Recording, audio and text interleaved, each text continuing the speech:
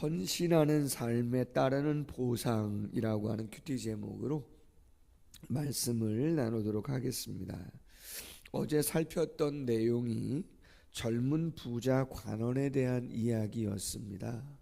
행함을 통해서, 공적을 통해서 구원, 영생을 얻으려고 했던 자, 자신의 선함이 하나님 앞에서는 완전할 수 없음을 모르고 그것을 의지하려고 했던 그에 대한 이야기를 어제 나눴죠. 이어서 예수님께서 오늘 본문에서 이야기하시는 것이죠. 부자는 천국에 들어가기가 어렵다 이야기합니다. 못 들어간다가 아니죠. 어렵다는 거예요. 들어갈 수 있지만 어렵다, 쉽지 않다. 어느 정도냐? 비유를 통해서 강조합니다. 낙타. 당시 유대 사람들이 볼 수 있는 가장 큰 짐승 중에 하나가 낙타다, 그렇게 이야기하죠. 바늘기, 가장 좁은 문이죠. 부자가 하나님의 나라에 들어가는 것보다 낙타가 바늘기로 들어가는 것이 더 쉽겠다. 너무 어려운 얘기죠. 그렇지 않아요?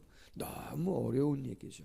거의 불가능에 가깝다, 그런 이야기를 지금 예수님이 하십니다. 제자들이 듣고 몹시 놀랍니다. 왜 놀랬을까요? 그렇죠. 부자는 아무나 되는 게 아니고 누구에게 복을 받아야 부자가 되죠? 당시의 생각 속에서는 하나님께 복을 받아야만 부자가 된다고 생각했고, 가난한 사람들은 모두 다 하나님께 저주를 받아서 가난하게 된 것이라고 생각하는 생각을 거의 다 보편적으로 하고 있었기 때문에 당연히 부자는 하나님에게 복을 받은 자라는 말은 하나님이 인정하는 사람이고, 당연히 천국 백성, 다른 사람은 몰라도 부자는 천국에 갈 수밖에 없는 거 아니냐, 그런 생각을 했는데 예수님이 정반대의 말씀을 하시니까 놀랄 수밖에 없는 것이죠. 이야기합니다. 그래서 그렇다면 누가 구원을 얻을 수 있겠습니까? 이야기하는 거죠. 여러분, 우리가 돈에 대해서, 재물에 대해서 다 알고는 계시지만 착각하는 부분들이 있죠. 세상 사람들은 돈이면 뭐든지 다 할 수 있고 다 살 수 있다고 얘기해요. 대단하죠, 돈이라고 하는 것이. 그런데 정말 삶을 살아가는 데 있어서 정말 필요한 본질적인 것들 중에 많은 부분은 돈으로 할 수 없는 것들이 많아요. 우리의 생명을 돈으로 살 수가 있는가? 그럴 수 없어요. 어젠가요? 짠순이라고 소문난 분이 있어요. 연예인 어르신 중에. 뭐 수십억 자산가다. 고관절 수술을 하셨답니다. 빙판길에서 넘어지셔서. 아주 오래전부터 연기 생활을 해오신 분이거든요. 다 좋아하십니다, 국민들이. 솔직히는. 근데 어떨 때는 너무 짠순이처럼 하셔가지고 이야기를 듣기도 하신다는데, 저도 개인적으로는 좋아합니다. 연기를 얼마나 잘하시는지. 또 오랫동안 이 배역 저 배역 맡아가지고 애쓰시니까 좋아할 수밖에 없죠. 그런데 여러분, 수십억 자산가여도 고관절 수술 하고 싶으셨겠어요? 80세가 훌쩍 넘은 것으로 제가 알고 있습니다. 쉽지 않습니다. 고관절 수술해서 누워 계신 어르신들 다시 일어나시는 것이 그렇게 쉬운 일이 아닙니다. 돈이 그렇게 수십억 있어도 쉽지 않죠. 여러분, 돈이 많아도 지식이나 지혜를 사기는 어렵습니다. 요 근래에 뉴스 중에 대기업인데 그 대기업 집안의 손주가 우리나라 그래도 이야기하면 아는 명문대를 진학했거든요. 근데 그 진학한 것에 대해서 막 기뻐하고 좋아하는 그러한 뉴스가 자주 나와요. 뭐 합격했다는 소식도 나오고, 졸업식에서 그 아들이 노래를 부르니까 그 대기업의 사장이 막 좋아하고 웃는 그런 얘기들도 나오거든요. 그거 왜 이렇게 좋아하죠? 돈이 많다고 해서, 재벌의 자녀라고 해서 모두가 다 그렇죠, 인류대학 가는 거 아니에요. 책은 살 수 있겠죠. 좋은 과외 선생님, 그렇죠, 좋은 학원 다닐 수 있겠죠. 그러나 자동으로요? 아니요. 제가 알기론 그 아들 엄청 노력했다 그래요. 읽었던 기사 중에 하나가 뭐예요? 모교에 가서 특강을 했다 그래죠. 요번에 무슨 특강을 했다 그래요? 특강 내용 중에 자기는 3년 동안 핸드폰을 그냥 놓고 살았답니다. 그 대학 가려고. 재벌의 아들인데 학교 열심히 공부하려고 3년 동안, 그것도 10대 학생이, 돈이 그렇게 많은데 안 되는 건 안 되죠. 건강도 사기 어려워요. 지혜도 사기 어려워요.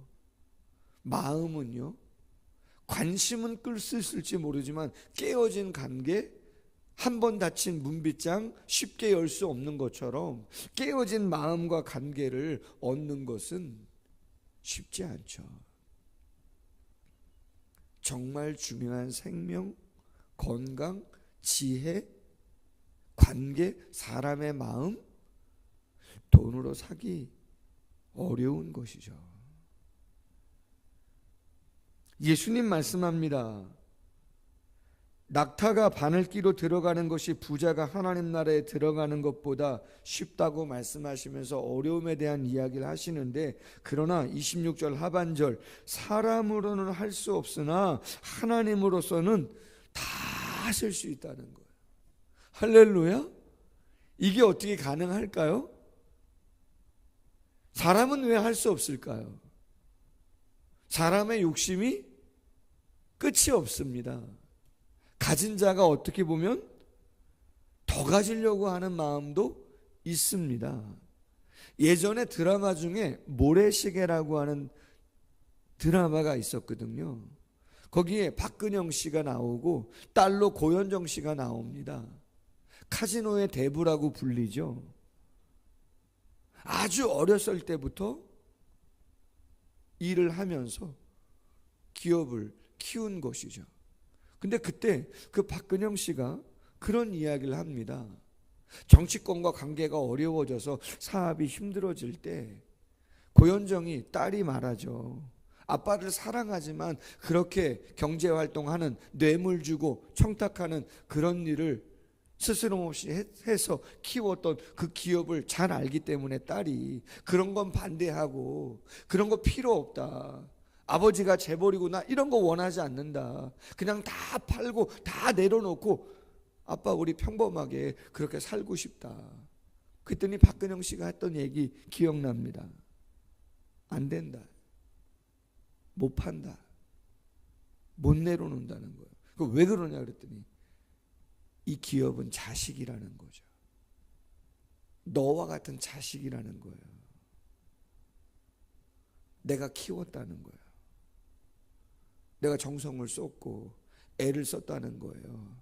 그분의 말입니다.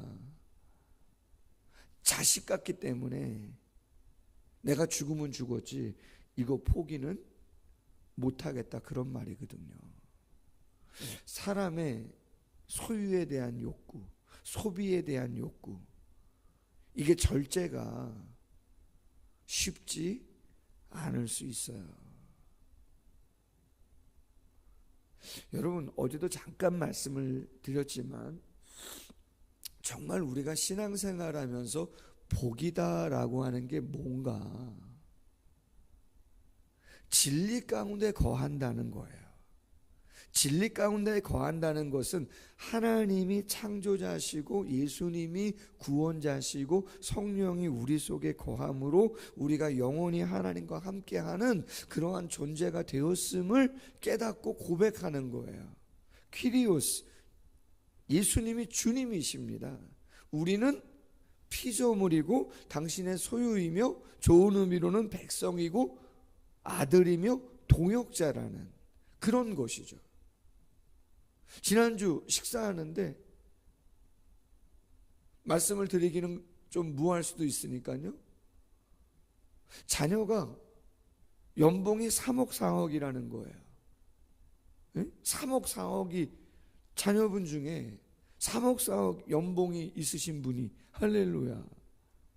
근데 그 자녀한테 우리 교회 성도님이 말이죠, 권면을 한다는 거예요. 뭐라고?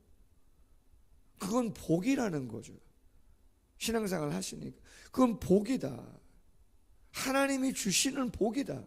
분명히 모르긴 몰라도 그 자녀분들이 남들보다 얼마나 많은 노력을 했겠는가.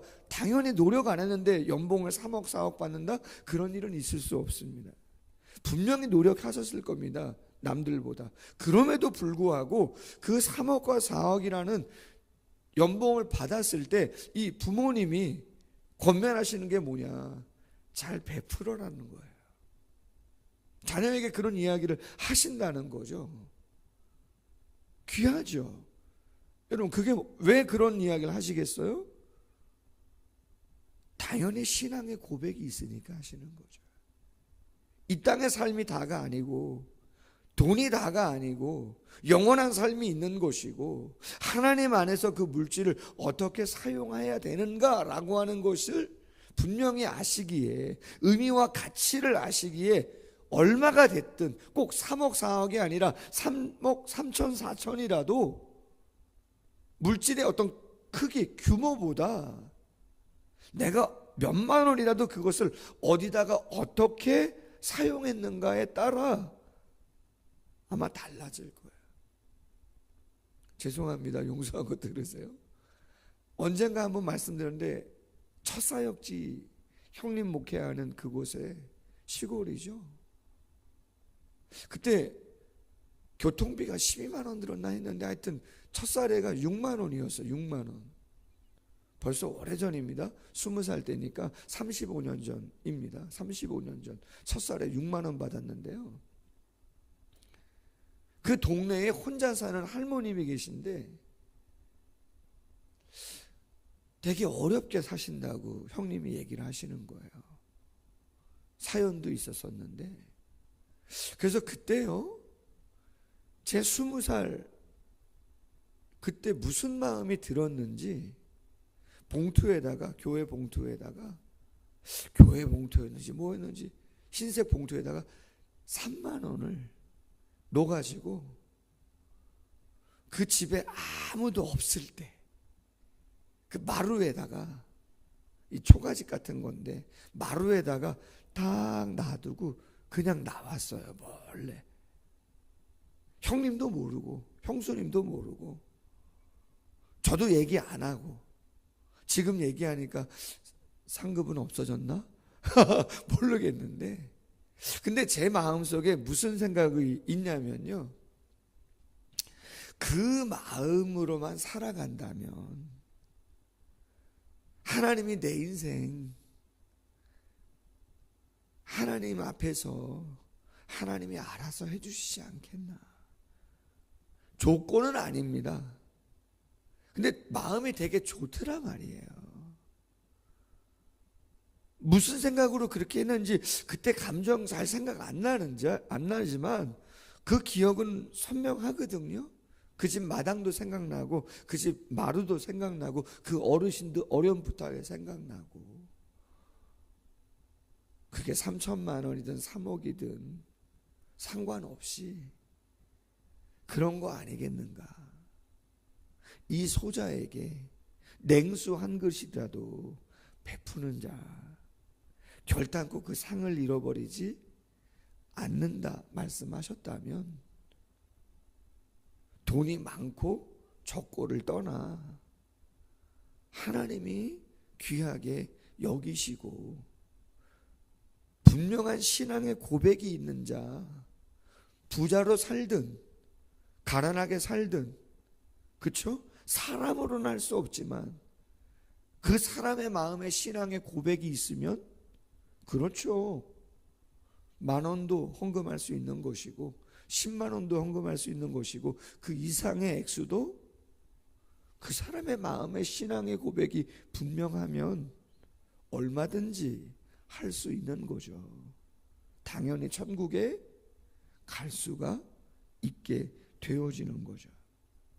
베드로 말합니다. 보소서 우리가 모든 것을 버리고 주를 따랐습니다. 맞습니다. 배도 버렸습니다. 부모도 버렸습니다. 자녀도 내려놓았습니다. 그런즉 우리가 무엇을 얻으리이까? 조금은 아쉬워요. 그 마음 이해는 가는데 지금 헌신을 조건부로 이야기하는 거예요. 우리는 이만큼 내려놨는데 얼마큼 상 받겠냐? 여러분, 헌신이 조건인가요? 아니죠. 감사하고, 그렇죠? 감사하고 은혜여서 그것에 대한 자발적인 헌신이, 섬김이 나오는 거예요. 그래서 목사가 되다 보니까 어떤 면에서는 왜 헌신 안 하나, 왜 섬기지 않는가, 이런 거를 예전에 생각했다면 지금은 그런 것을 담임 목사가 생각해야 되는 게 아니고, 헌신과 섬김은 은혜 받으면, 감사하면 하지 말라 그래도 합니다. 저도 그런 거 아니에요? 기쁘니까, 너무 좋으니까 하지 말라 그래도 내가 합니다. 똑같은 거 아닌가? 목사의 마음이 그러면 성도님들의 마음도 그런 거죠. 그래서 왜 헌신을 하냐 안 하냐 이런 걸 이야기하기 전에 저 같은 사람은 더 어떻게 성도님들이 기뻐하게 할 수 있을까? 어떻게 더 하나님의 은혜를 더 많이 알게 할 수 있을까? 거기에 관심이 가야 되는 것이죠. 당연히 베드로 조건부로 얘기하는 거 하나님 기준에는 맞지가 않죠. 예수님 말합니다. 세상이 새롭게 되어 인자가, 예수님이 당신의 영광의 보좌에 앉을 때 마지막 날에 너희도 12 보좌에 앉아 이스라엘 12지파를 심판하리라. 영광의 권세를 누리게 될 것을 상징적으로 이야기하고 있는 것이고, 구원받은 백성 많은 사람들을 이야기하고 있는 것이죠. 29절, 당신의 이름을 위하여 집이나 형제나 자매나 부모나 자식이나 전토를 벌인 자마다 버렸다? 더 사랑하지 않았다, 이 말이죠. 누구보다? 예수님보다. 하나님보다 가족을 더 사랑하는 우상의 범죄를, 우상 숭배의 범죄를 저지르지 않았다, 그런 얘기죠. 그러한 자 어떻게 돼요? 여러 배를 받고 영생을 상속하리라. 누가복음 18장 30절에 보니까 현세에 여러 배를 받고 내세에 영생을 받지 못한 자가 없느니라. 할렐루야. 근데 여러분, 똑같은 본문인데 마가복음 10장 30절에 이렇게 돼 있어요. 핍박을 겸하여 받고, 핍박을 겸하여 받고 현세에 여러 배를 받고 내세에 영생을 받지 못할 자가 없느니라. 디모데후서 3장 12절 말씀에 무릇 그리스도 예수 안에서 경건하게 살고자 하는 자는 뭐를 받아요? 박해를 받는다. 당연히 부모님 공경해야 되고 자녀를 사랑해야죠. 형제도 귀하게 여기고 감사해야죠. 그러나 누구보다 더 사랑할 수는 없어요? 하나님보다 더 사랑한다고 이야기할 수는 없다는 거죠. 신혼 초에 아내가 결혼했는데 저는 저를 제일 사랑한다고 그럴 줄 알았어요. 그랬더니 아니라는 말에 제가 순간 당황했어요. 당연히 저를 제일 사랑한다고, 뭐야? 속으로. 그랬더니 하나님을 저보다 더 사랑한다네요. 무슨 말인지는 알겠는데 전도사인 저도 좀 이상하던데요, 마음이. 하나님이 우리를 부르시고 사명을 주시고 인도하신다면 우리 존재 자체가 그분의 것이니, 부모님도 그분의 것이고 자녀들도 그분의 것이라면 그분이 무엇을 가장 기뻐하실까를 고민하는 것은 당연한 것이죠. 그리고 그렇게 살아간다고 하면 부모님도 자녀도, 우리가 하나님의 마음이 성경에 수많은 겸손, 용서, 희생, 겸손, 이타심, 많은 것들이 있기 때문에 하나님을 제일 사랑한다고 하면 외식이 아닌 이상, 그렇잖아요. 그런 말씀도 순종한다면 당연히 부모님 공경할 것이고 다른 많은 삶의 영역에 자녀들도 최선을 다해서 우리가 키우지 않겠어요? 시간 속에서 동기간들이, 형제들이 그거를 안다면 당연히 관계는 내가 인간적으로 좋아하는 그 이상으로 우리를 신뢰하고 좋아할 수 있지 않겠는가. 그러므로 말합니다. 30절에 먼저 된 자로서 나중된다. 베드로, 제자들 조건부로 내가 배도 버려두고 부모도 버려두고 따랐는데 얼마를 얽겠습니까? 뭔가 조건부로 이야기하는 것 같은, 그리고 누구예요? 돈 많은 부자 관원과 같은 유대 사회의 팽배해 있는 그들을 말하는 거죠. 먼저 된 자로서 나중되고 나중된 자로서 먼저 될 자가 많이 있다. 그러므로 교만할 이유가 전혀 없고 표대를 향해서 아직 잡은 줄로 여기지 아니하고 달려가겠다고 이야기했던 바울처럼 그렇게 지금도 잘하고 계시는데 더욱더 주님이 기뻐하는 그러한 삶을 감당하는 모두가 되기를 주님의 이름으로 소원합니다. 기도하겠습니다. 하나님 아버지, 정말 감사합니다. 개인의 불완전한, 다 알지도 못하는 그러한 생각과 경험 속에서 삶을 살아가지 아니하게 하시고 오직 완전하시고 영원하신 아버지 하나님의 지혜 속에서 가장 온전한 삶이 무엇인지를 깨닫게 하시고 진리, 그 말씀 속에서 삶의 거룩한 방향을 설정하고 세상의 풍조와 유행에 따라 물질적인 가치만을 바라보고 소유만을 위해서 살아가지 않도록 은혜 주심에 하나님 감사함을 드립니다. 분명 일상에 필요한 것들이 많이 있고 재물과 관련된 부분 정말 많이 있습니다.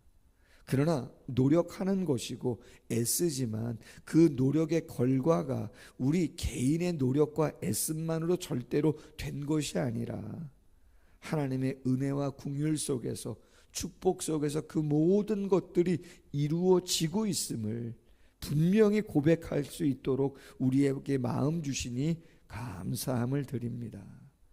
번 것도 기도를 통해서 은혜 속에서 벌었다면 쓰는 것 또한 은혜 속에서, 구함 속에서 어떻게 사용해야 될 것인가를 생각하게 하시고 기쁨과 감사로 신앙생활, 물질생활 잘 감당해 나아갈 수 있는 우리 모두가 될 수 있도록 함께하여 주시옵소서. 힘들고 어려워하는 사람들 많이 있습니다.